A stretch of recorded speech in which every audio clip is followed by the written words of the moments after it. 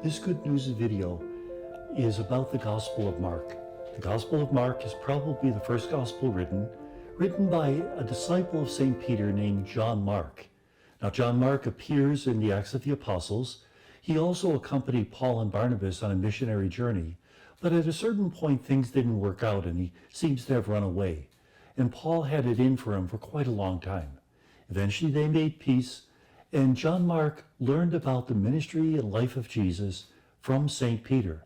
So in his gospel, we find quite a bit of eyewitness information received from St. Peter himself. He wrote this gospel in Rome sometime around 70 AD. And he wrote it for a number of reasons. In 70 AD, the death and resurrection and ascension of Jesus was about 40 years ago.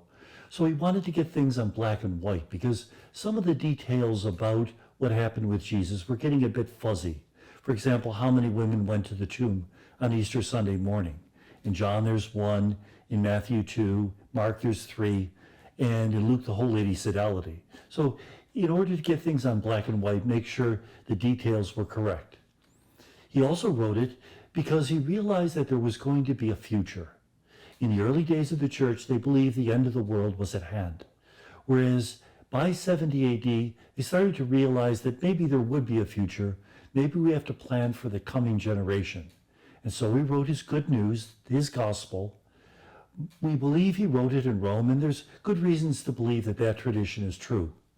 He probably wrote his gospel before Matthew and Luke. They probably wrote around 85 AD. Mark about a decade and a half before that. And both Matthew and Luke used Mark's material as an outline for their gospels. Now, Mark is a relatively short gospel, poorly written, and in fact, he's not a very good author. He's more of a good collector of materials. A good image for the writing of Mark's gospel is not the evangelist sitting at an oak desk with a beautiful pen in his hand, writing down what the Holy Spirit is whispering in his ear. A better image is a high school freshman writing her first term paper.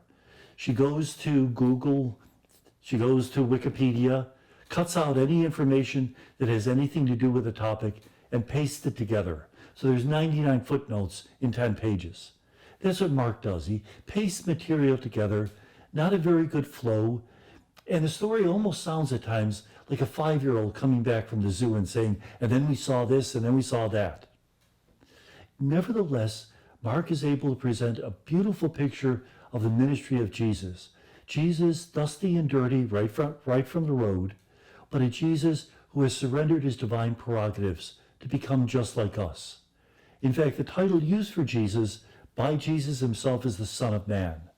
Now, so Jesus doesn't call himself Lord or Messiah or Christ. He calls himself Son of Man, a title that comes from Daniel 7, where the Son of Man would receive power and authority, but also using vocabulary taken from the Songs of the Suffering Servant, those 4 poems found in the second part of the book of the prophet Isaiah that talk about a mysterious figure who would suffer for the sins of the people, die, be buried among thieves, and then be raised from the dead. Jesus uses that term because that's his definition of his ministry, to be the Son of Man. Nevertheless, he's also called Son of God occasionally. The first time he's called Son of God is at the very beginning of the Gospel. Now, in the Old Testament, Son of God usually meant a hero, a king, so we don't know exactly what it means because there's no context. The second time he's called Son of God is when he exorcises a demon out of a person who's possessed.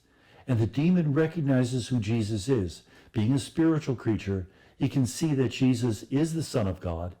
He points it out. And the most important time that he's called Son of God is under the cross. There's a centurion under the cross. He points up and says, truly this was the Son of God. Now, if a Jewish person had said Son of God, it would simply mean hero.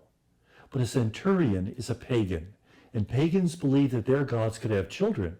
So when the pagan says this is the Son of God, he's saying the same thing that we say when we use that term. This is the metaphysical Son of God. Now, one of the interesting things about Mark's gospel is the ending. He ends the gospel in chapter 16, talks about how the women went to the tomb, saw the empty tomb, heard from a man dressed in white that Jesus had risen, and then don't tell anybody about it. The original ending to the gospel was in verse 8 of chapter 16. And then later on, a scribe seems to have added verses 9 through 20. That latter information is just an amalgam of information found in Luke, Matthew, and John. Why would Mark end his gospel with the women afraid, not telling anyone? Mark is writing for a community being martyred in Rome, and he wants to tell them that don't expect to see the risen Jesus until you die. They would love to see Jesus come down and open the jaws of the lion and deliver them. Mark is saying no. Until you die, trust in what others have told you, even if you're afraid. And so the ending of the gospel was done that way on purpose, that Mark wants to present the difficulty of believing in Jesus. And in fact, Jesus often tells the disciples not to tell anyone that he's the Messiah. It's called the Messianic secret. Because if they start saying that he's the Christ, they'll expect him to be a wonder worker, a general who will liberate them. And remember, he's not here for that. He's here to be the Son of Man who dies out of love for us. And may God bless us. If you want more information about the Gospel of Mark, you can request Good News Note number 35 from the Office of the Companions of St. Anthony in Ellicott City. And may God bless you.